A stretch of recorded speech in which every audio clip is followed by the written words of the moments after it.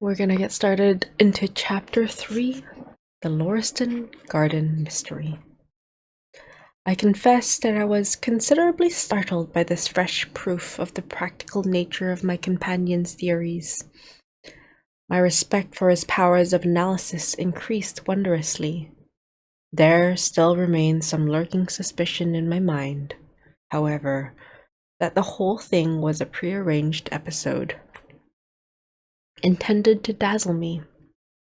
Though what earthly object he could have in taking me in was past my comprehension. When I looked at him, he had finished reading the note, and his eyes assumed the vacant, lackluster expression which showed mental abstraction. "How in the world did you deduce that?" I asked. "Deduce what?" he said petulantly. "Why, that he was a retired sergeant of the Marines." "I have no time for trifles," he answered brusquely. Then with a smile, "Excuse my rudeness, you broke the thread of my thoughts, but perhaps it is as well. So you actually were not able to see that the man was a sergeant of the Marines?" "No, indeed. It was easier to know it than to explain why I know it. If you were asked to prove that 2 and 2 made 4, you might find some difficulty, and yet you are quite sure of that fact." Even across the street I could see a great blue anchor tattooed on the back of the fellow's hand.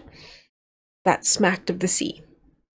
He had a military carriage, however, and regulation side whiskers.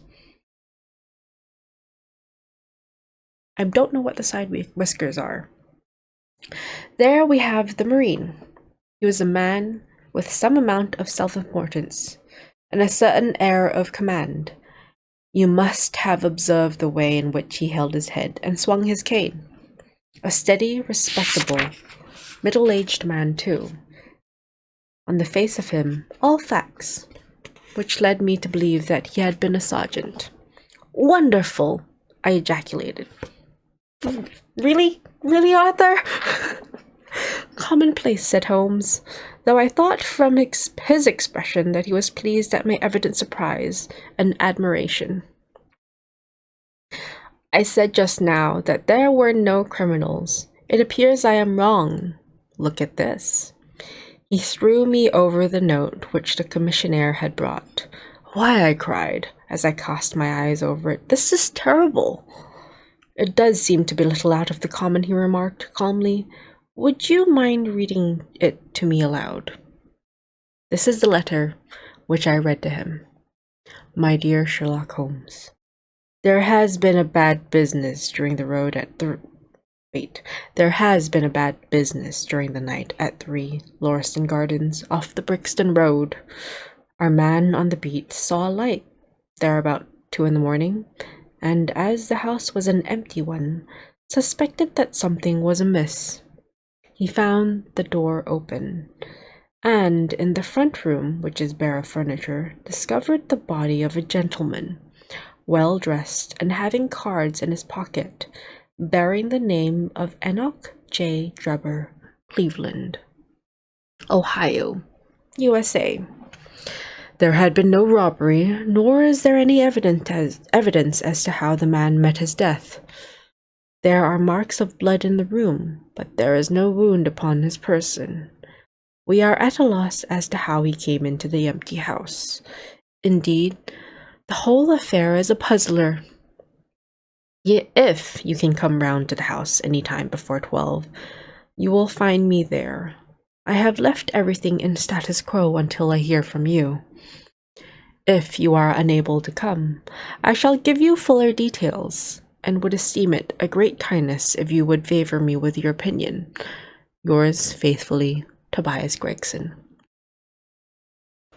"Gregson is the smartest of the Scotland Yarders," my friend remarked. "He and Lestrade are the pick of a bad lot. They are both quick and energetic, but conventional, shockingly so. They have their knives into one another, too. They are as jealous as a pair of professional beauties. There will be some fun over this case if they are both put upon the scent." I was amazed at the calm way in which he rippled on. Surely there is not a moment to be lost, I cried. Shall I go and order you a cab? I'm not sure about whether I shall go. I am the most incurably lazy devil that ever stood in shoe leather, that is, when the fit is on me, for I can be spry enough at times. Why, it is just such a chance as you have been longing for, my dear fellow. What does it matter to me? Supposing I unravel the whole matter, you may be sure that Gregson, Lestrade, and the Co. will pocket all the credit that comes of being an unofficial personage. But he begs you to help him. Yes, he knows that I am his superior, and acknowledges it to me, but he would cut his tongue out before he would own it to any third person. However, we may as well go and have a look. I shall work it out on my own hook. I may have a laugh at them, if I have nothing else. Come on. He hustled on his overcoat. And bustled about in a way that showed that an energetic fit had superseded the apathetic one. Get your hat, he said. You wish me to come? Yes, if you have nothing better to do. A minute later, we were both in a hansom, driving furiously for the Brixton road. It was a foggy, cloudy morning, and a dun-colored veil hung over the housetops, looking like the reflection of the mud-colored streets beneath. My companion was in the best of spirits, and prattled away about Cremona fiddles and the difference between a Stradivarius and an Amati. If you don't know, Cremona is a city in Italy, in the Lombardy region of Italy, where both Stradivarius and Amati reside, and they are very, very famous violin makers. I think a violin now is like a couple thousand from them, maybe more. There's less than 600 of the Stradivari out of the 1,000 that was made still around nowadays. Just to give you a reference. You don't seem... Wait. Okay. And the difference between a Stradivarius and an Amati. As for myself, I was silent, for the dull weather and the melancholy business upon which we were engaged depressed my spirits. You don't seem to give much thought to the matter in hand, I said at last, interrupting Holmes's musical disquisition. No data yet, he answered. It is a capital mistake to theorize before you have all the evidence. It biases the judgment. You will have your data soon, I remarked, pointing with my finger. This is the Brixton Road, and that is the house, if I am not very much mistaken. So it is. Stop, driver, stop. We were still 100 yards or so from it, but he insisted upon our alighting, and we finished our journey upon foot. Number 3, Lauriston Gardens, wore an ill-omened and minatory look. Minatory means threatening. It was one of 4 which stood back some little way from the street, 2 being occupied and 2 empty. The latter looked out with 3 tiers of vacant melancholy windows, which were blank and dreary, save that here and there a to let card had developed like a cataract upon the bleared panes. A small garden, sprinkled over with a scattered eruption of sickly plants, separated each of these houses from the street, and was traversed by a narrow pathway, yellowish in color, and consisting apparently of a mixture of clay and of gravel. The whole place was very sloppy from the rain which had fallen through the night. The garden was bounded by a 3-foot brick wall with a fringe of wood rails upon the top, and against this wall was leaning a stalwart police constable, surrounded by a small knot of loafers, all who craned their necks and strained their eyes in the vain hope of catching some glimpse of the proceedings within. I had imagined that Sherlock Holmes would at once have hurried into the house and plunged into a study of the mystery. Nothing appeared to be further from his intention. With an air of nonchalance, which under the circumstances seemed to me to border upon affectation, he lounged up and down the pavement and gazed vacantly at the ground, the sky, the opposite houses, and the line of railings.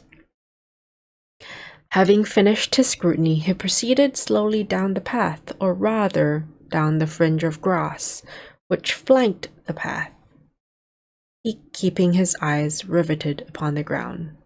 Twice he stops, and once I saw him smile, and heard him utter an exclamation of satisfaction. There were many marks of footsteps upon the wet, clayey soil, but since the police had been coming and going over it, I was unable to see how my companion could hope to learn anything from it. Still, I had had such extraordinary evidence of the quickness of his perceptive faculties that I had no doubt that he could see a great deal which was hidden from me. At the door of the house, we were met by a tall, white-faced, flaxen-haired man with a notebook in his hand, who rushed forward and wrung my companion's hand with effusion. "It is indeed kind of you to come," he said. "I have had everything left untouched." "Okay.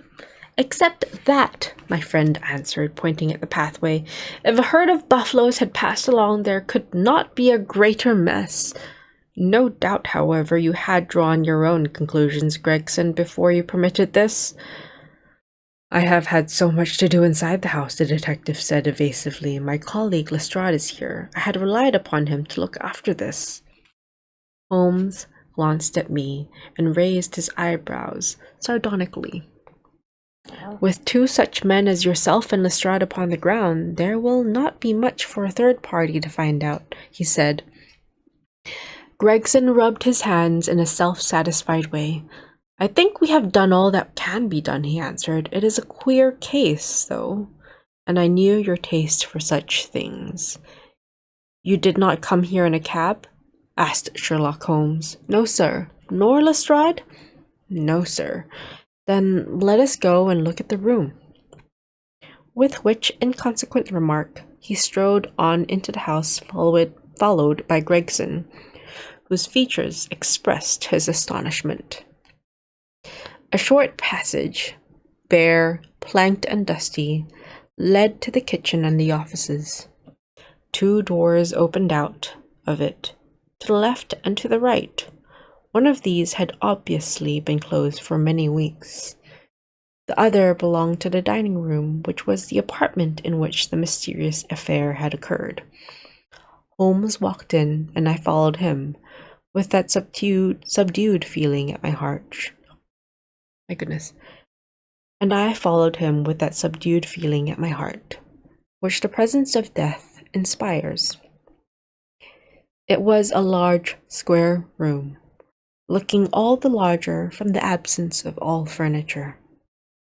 A vulgar, flaring paper adorned the walls, but it was blotched in places with mildew, and here and there great strips had become detached and hung down, exposing the yellow plaster beneath. Opposite the door was a showy fireplace, surmounted by a mantelpiece of imitation white marble. On one corner of this was stuck the stump of a red wax candle. The solitary window was so dirty that the light was hazy and uncertain, giving a dull gray tinge to everything, which was intensified by the thick layer of dust which coated the whole apartment. All these details I observed afterwards. At present, my attention was centered upon the single grim, motionless figure which lay stretched upon the boards, with vacant, sightless eyes staring up at the discolored ceiling. It was that of a man about 43, 44 years of age, middle-sized, broad-shouldered, with crisp, curling black hair and a short, stubbly beard. He was dressed in a heavy broadcloth frock coat and waistcoat, with light-colored trousers and immaculate collar and cuffs. A top hat, well brushed and trim, was placed upon the floor beside him. His hands were clenched, and his arms thrown abroad, while his lower limbs were interlocked, as though his death struggle had been a grievous one. On his rigid face there stood an expression of horror, and, as it seemed to me, of hatred, such as I have never seen upon human features. This malignant and terrible contortion, combined with the low forehead, blunt nose, and pugnacious jaw, gave the dead man a singularly simious and ape-like experience. Simious as in simian? Homo sapien, but simian? So, monkey-like? Okay, back to the book.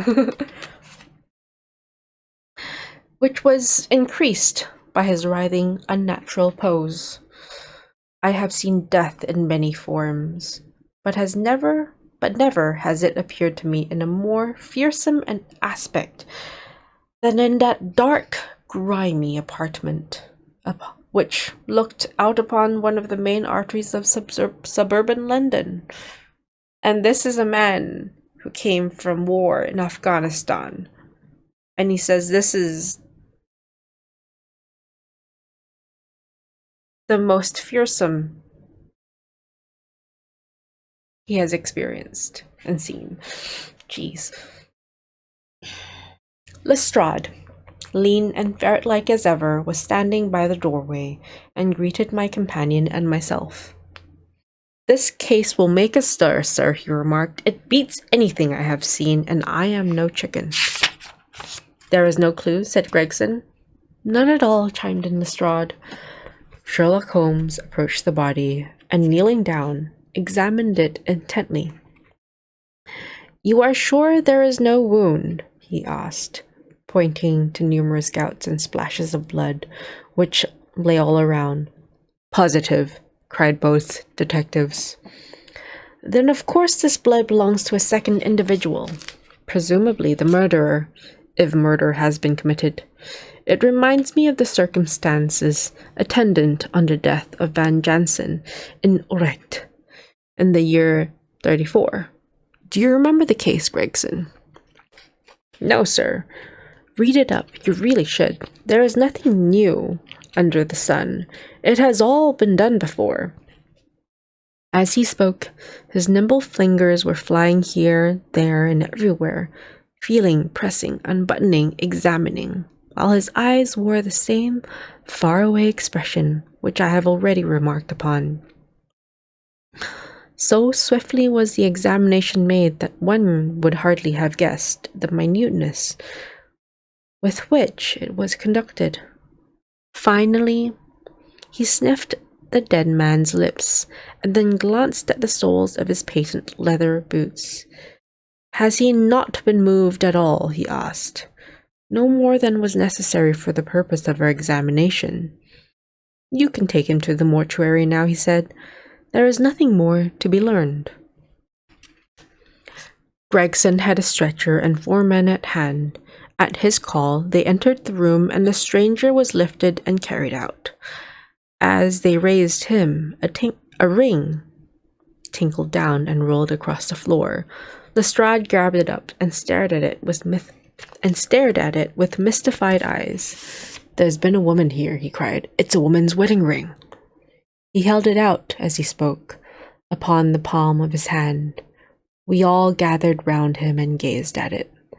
There could be no doubt that that circlet of plain gold had once adorned the finger of a bride.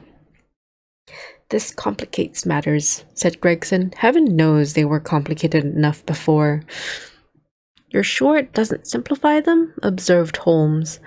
"There's nothing to be learned by staring at it. What did you find in his pockets?" "We have it all here," said Gregson, pointing to a litter of objects upon one of the bottom steps of the stairs. A gold watch, number 97163 by Barrard of London. That's a pricey watch. Gold Albert chain, very heavy and solid. Jeez. Gold ring with Masonic device, so it's a masonry ring? Masonry ring, okay. Gold pin. Bulldog's head with rubies as eyes. Fancy. Russian leather card case with cards of Enoch J. Drebber of Cleveland, corresponding with the EJD upon the linen. No purse, but loose money to the extent of £7.13. Pocket edition of Boccaccio's Decameron, with the name Joseph Stangerson upon the flyleaf. 2 letters, one addressed to E.J. Drebber and one to Joseph Stangerson. At what address?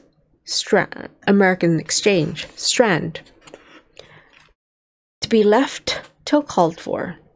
They are both from the Guion Steamship Company and refer to the sailing of their boats from Liverpool. It is clear that this unfortunate man was about to return to New York. Have you made any inquiries as to this man, Strangerson? I did at once, sir, said Gregson.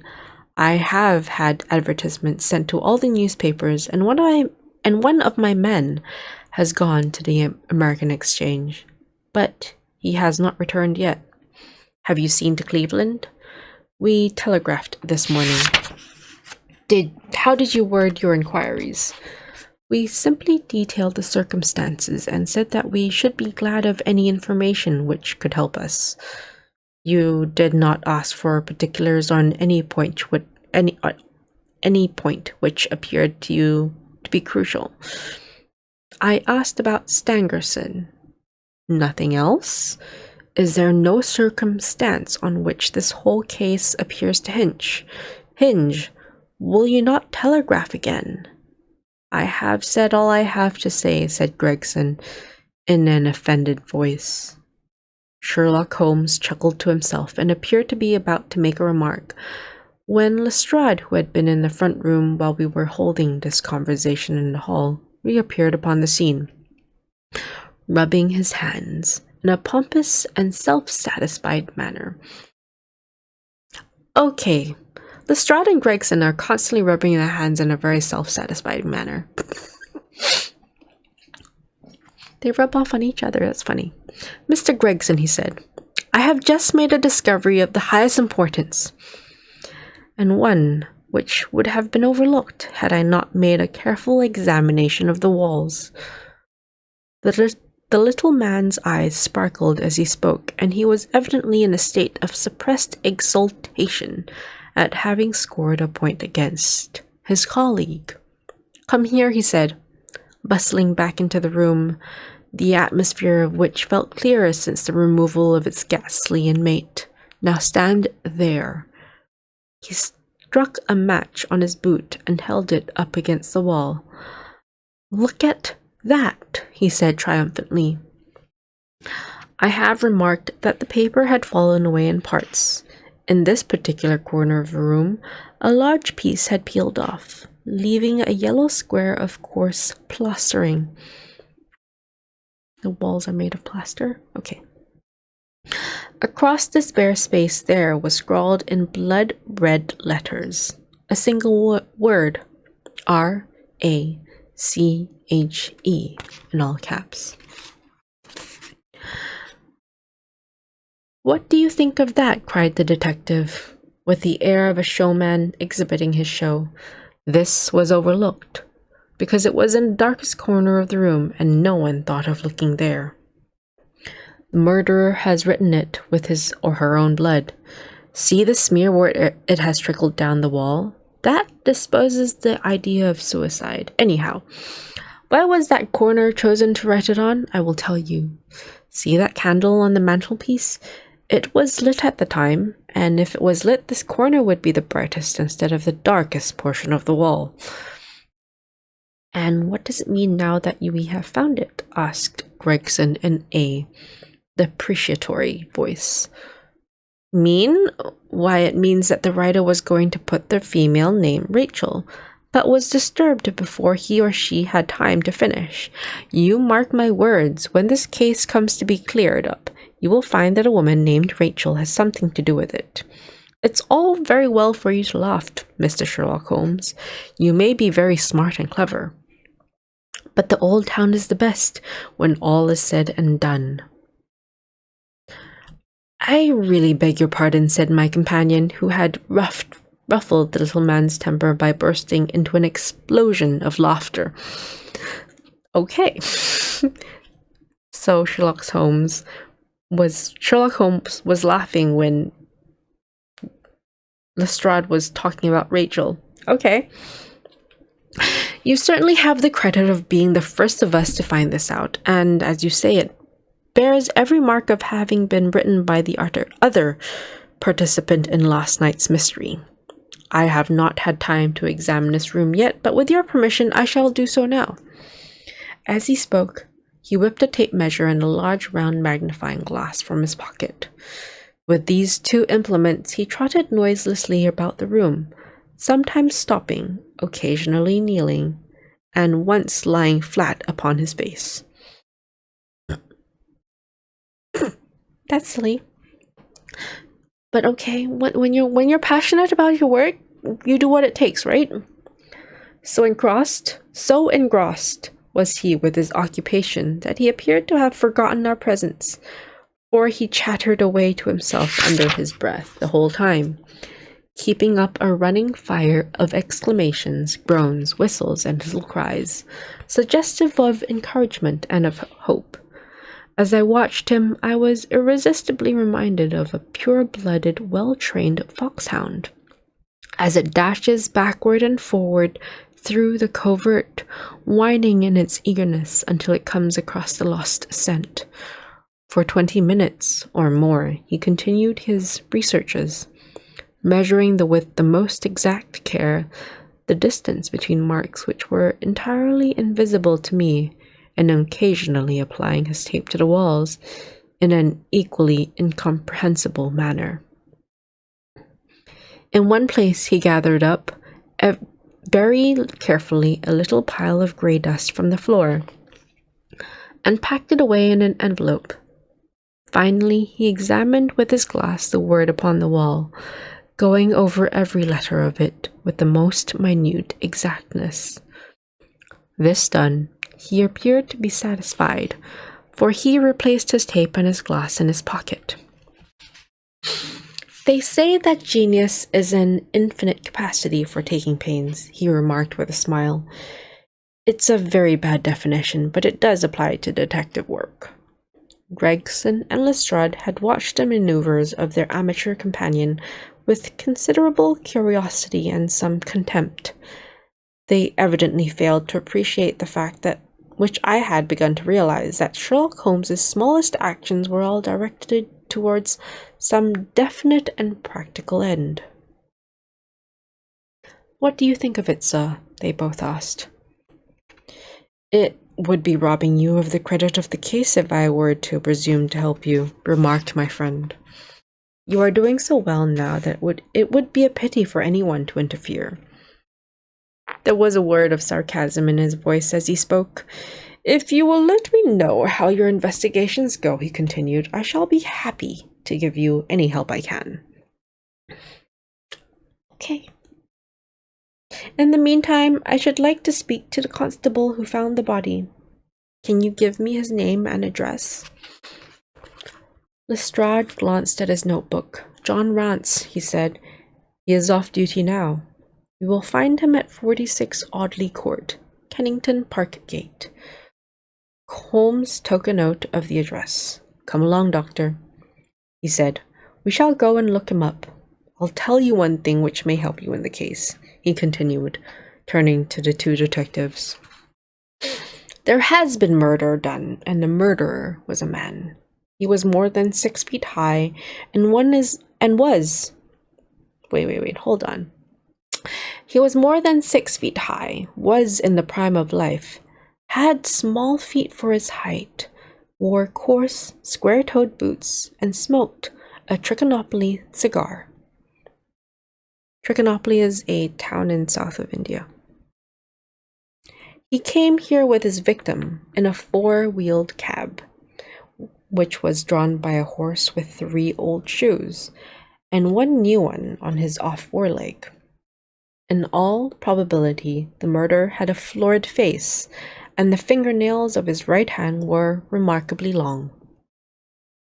These are only a few indications, but they may assist you.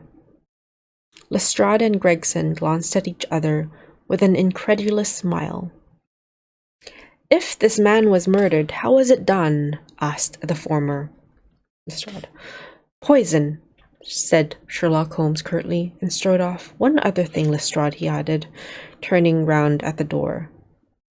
"Rach, or Rache, is the German for revenge, so don't lose your time looking for Miss Rachel." With which Parthian shot, he walked away, leaving the 2 rivals open-mouthed behind him.